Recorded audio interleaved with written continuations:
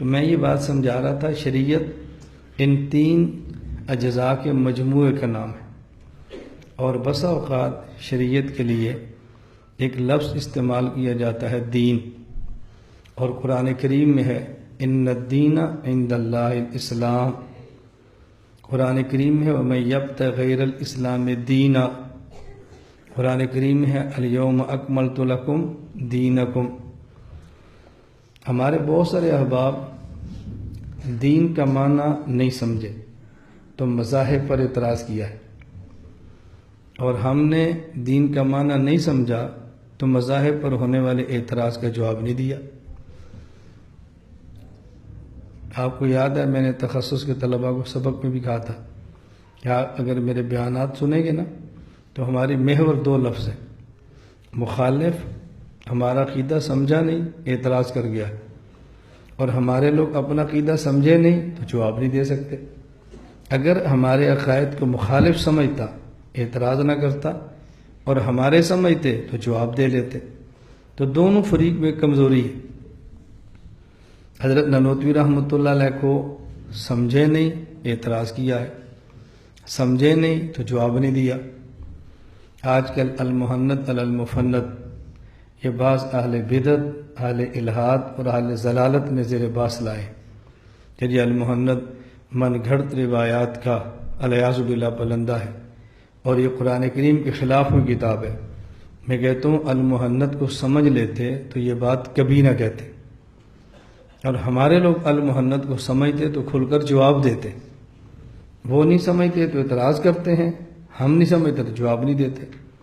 اور یہ دور اچھی طرح بات سمجھے کہ جب ہمارے اکابر کی علمی میراث کو رد کیا جا رہا ہے تو اللہ کا شکر ہے کہ اللہ نے ہمیں توفیق دی ہے، ہم نے اکابر کی علمی میراث کو امت کے سامنے پھر پیش کیا ہے، اور ہم نے اس کو مسترد نہیں ہونے دیا۔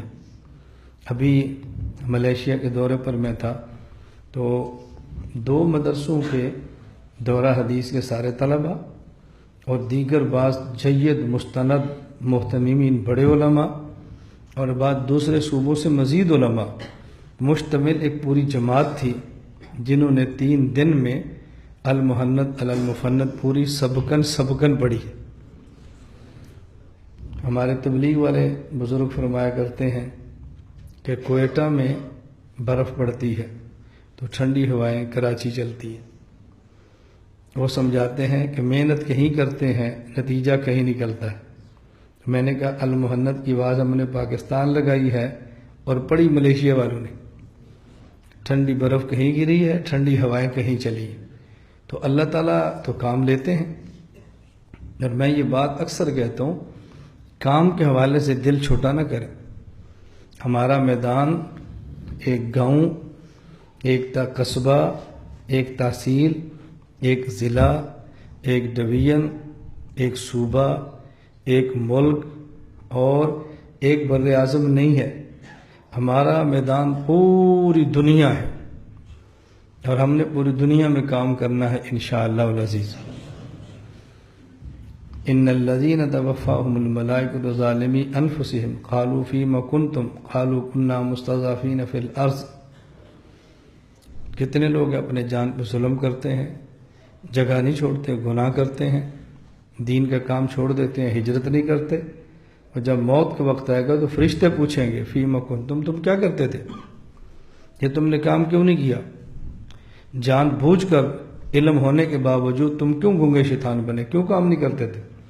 ہو گئے کننا مستضعفین فی الارض، حالات ہمارے موافق نہیں تھے، حالات ہمارے مخالف تھے، اپنے بھی مخالف تھے، غیر بھی مخالف تھے، حکومتی مشکلات بھی تھے، ہم مجبور تھے۔ فرشتے کہیں گے الم تکن ارض اللہ واسعہ، کیا خدا کی زمین وسیع نہیں ہے؟ فتہاجروا فیہا، ہجرت کر جاتے، کوئی فرض تھا کہ تم نے اپنے گاؤں کے اندر رہنا، گاؤں بدل لیتے نا، کیا فرق پڑتا ہے؟ اس لیے ہمارے کام کا میدان پوری دنیا ہے، اور ہم پوری دنیا میں کام کریں گے انشاءاللہ العزیز۔ تو میں سمجھا رہا تھا کہ شریعت کا ایک نام دین ہے، تو بہت سارے لوگ دین کو نہ سمجھنے کی وجہ سے مذاہب پر اعتراض کرتے ہیں۔ اس اشکال اور جواب کو اچھی طرح سمجھنا۔ حنفی ایک مذہب ہے، مالکی ایک مذہب ہے، شافعی ایک مذہب ہے، حنبلی ایک، یہ 4 مذاہب ہیں، مذہب ابی حنیفہ، مذہب مالک، مذہب شافعی اور مذہب امام احمد بن حنبل، یہ 4 مذاہب ہیں۔ لوگ اعتراض کرتے ہیں کہ مقلدین نے دین کے 4 ٹکڑے کر دیے، دین کو 4 حصوں میں تقسیم کر دیا ہے، ایک کے پاس چوتھا دین، دوسرے کے پاس چوتھا، تو ان کے پاس چوتھائی دین ہے، اور پھر کہتے ہیں کہ ہمارے پاس پورا دین ہے، کیونکہ ہمارے پاس قرآن بھی ہے، حدیث بھی ہے، تو مقلدین نے دین کو تقسیم کیا ہے۔ ہم نے کہا ہم نے دین کو تقسیم نہیں کیا، ہم نے دین پورا لیا ہے۔ 2 لفظوں میں فرق سمجھیں، ایک ہے دین اور ایک ہے مذہب۔ دین نام ہے منصوصات کا اور مذہب نام ہے اجتہادات کا۔ دین نام ہے منصوصات کا اور مذہب نام ہے اجتہادات۔ اجتہادات منصوص کے مخالف نہیں ہوتے، منصوص میں سے ہوتے ہیں۔ ہم نے منصوص کو بھی لیا ہے اور جو منصوص میں سے تھا اسے بھی لیا ہے، اور تم نے پورا منصوص بھی نہیں لیا، تم نے تو پورا دین بھی نہیں لیا۔ تو ہم دین بھی لیتے اور مذہب بھی لیتے۔ دین کس چیز کا نام ہے؟ منصوصات، اور مذہب منصوص اور اجتہادات کا مطلب کیا ہے؟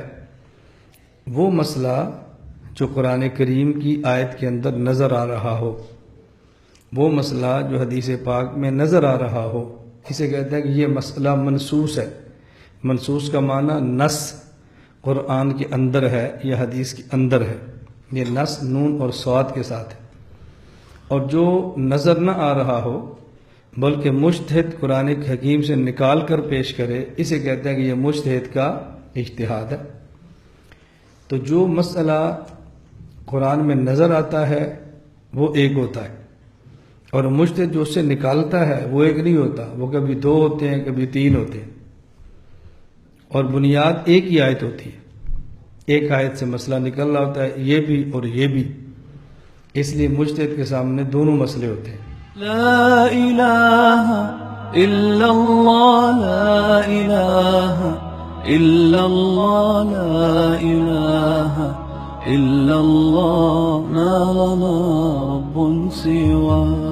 لا الہ الا اللہ، لا الہ